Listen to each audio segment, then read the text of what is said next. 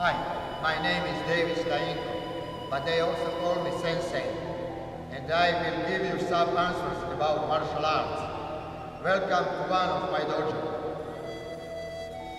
History of martial arts.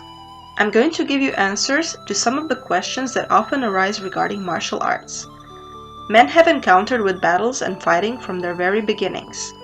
Their movements were natural, atavistic, animal-like reactions aimed at their struggle to survive and to maintain themselves.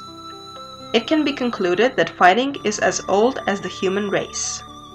Battles and fighting would follow men later on through various periods in history, as well as in different vocations and areas of expertise.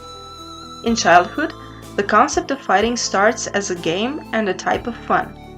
Later, it continues to be a struggle for existential, cultural, religious, and political goals.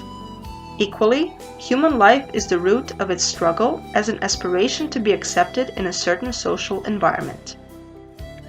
Since the dawn of man, the fight between man and man is seen as a kind of psychosocial phenomenon. Unlike animals, man had, as a rational being, the privilege to evolve into a highly developed civilization with achievements that we today testify to.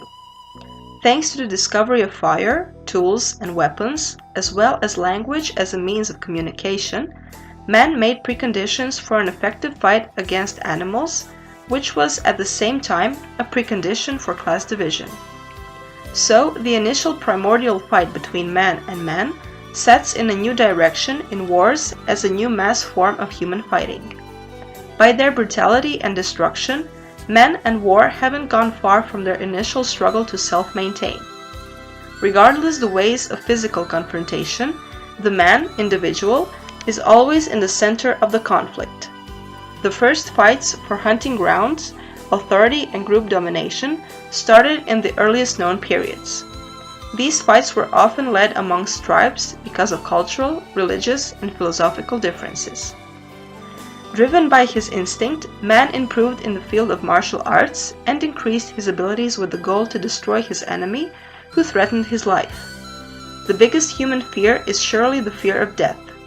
This very fear, wish, and effort to overcome it resulted in a strong motive to perfect martial arts in order to strengthen the body and the spirit so it could defend its well-being.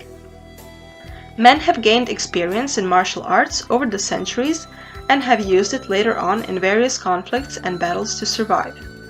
Symbolical ways of demonstrating martial artistry have developed over time. This is how a more humane form of martial arts competitions came to be, such as customary folk and knightly competitions, from which current and the most noble forms of martial arts competitions exist: combat sports. Combat sports have their roots in the most elementary form of fighting, which are present all around the world and are independent from one another. This hypothesis was confirmed by archaeological research, which was done in various parts of the world. Thus, there is hardly a country in the world that doesn't have its native, authentic, and folk form of fighting, or some other type of game which fulfills man's instinctive desire to fight as a form of a struggle to survive. Also, there are drawings, reliefs, engravings, statues, decorative vases, terracotta objects, or forged money holding the images of martial arts which are found across the planet. Among the oldest sources are those found in ancient China, as well as ancient Egypt, Mycenae, ancient Greece, Incas, Persia, Crete, the Roman Empire, Korea, and Japan. A general opinion is that the primary forms of fighting appeared independently from one another, but it is also undeniable that they have influenced one another from their very beginnings. This is how they intertwined between themselves and have affected each other in a class, militaristic, educational, and political way, and have often completed and improved.